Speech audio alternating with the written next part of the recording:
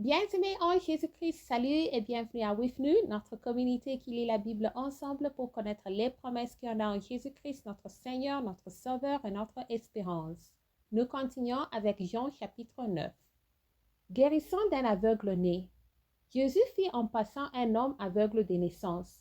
Ses disciples lui firent cette question. Rabbi, qui a péché, cet homme ou ses parents, pour qu'il soit né aveugle?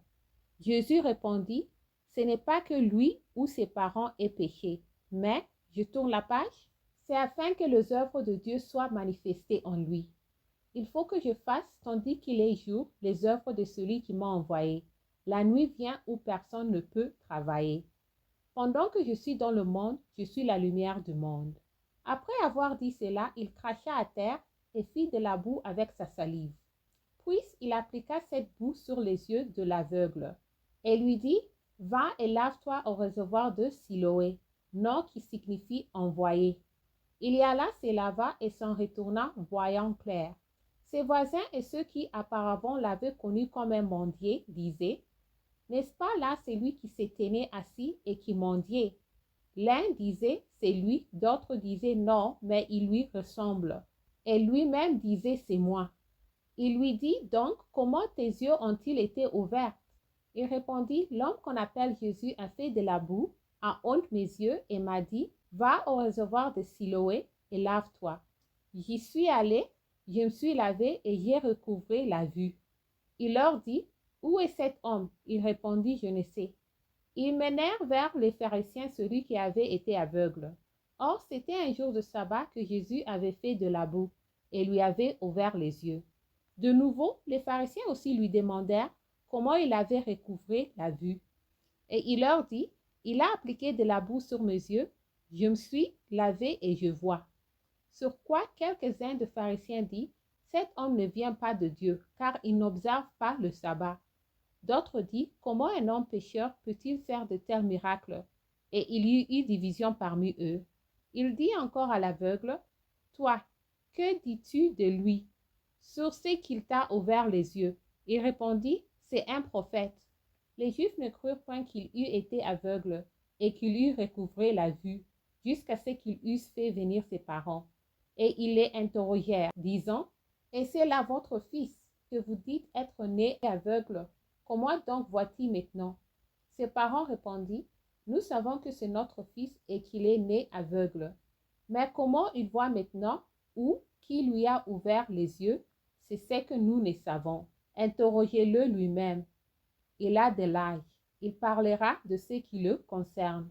Ses parents disent cela parce qu'ils craignaient les Juifs. Car les Juifs étaient déjà convenus que si quelqu'un reconnaissait Jésus pour le Christ, il serait exclu de la synagogue. C'est pourquoi ses parents disent, il a de l'âge, interrogez-le lui-même. Les pharisiens appelèrent une seconde fois l'homme qui avait été aveugle et lui dit, donne gloire à Dieu, nous savons que cet homme est un pécheur. Il répondit, s'il est un pécheur, je ne sais. Je sais une chose, c'est que j'étais aveugle et que maintenant je vois. Il lui dit, que t'a-t-il fait?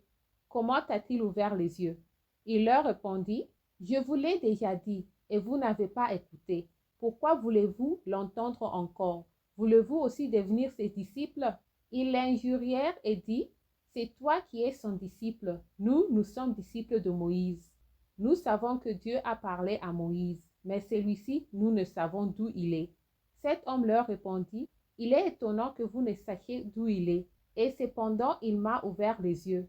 Nous savons que Dieu n'exauce point les pécheurs, mais si quelqu'un l'honore et fait sa volonté, c'est celui-là qui l'exauce. Jamais on n'a entendu dire que quelqu'un ait ouvert les yeux d'un aveugle né. Si cet homme ne venait pas de Dieu, il ne pourrait rien faire. Amen. Il lui répondit, tu es né tout entier dans le péché, et tu nous enseignes. Et ils le chassèrent. Jésus apprit qu'il l'avait chassé, et l'ayant rencontré, il lui dit, crois-tu au Fils de Dieu? Il répondit, et qui est-il, Seigneur, afin que je croie en lui? Tu l'as vu, lui dit Jésus, et celui qui te parle, c'est lui. Et il dit, je crois, Seigneur, et il prosterna devant lui. Puis Jésus dit, je suis venu dans ce monde pour un jugement, pour que ceux qui ne voient point voient, et que ceux qui voient deviennent aveugles.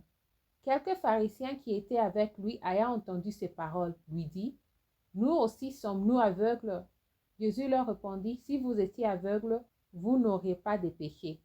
Mais maintenant, vous dites, nous voyons.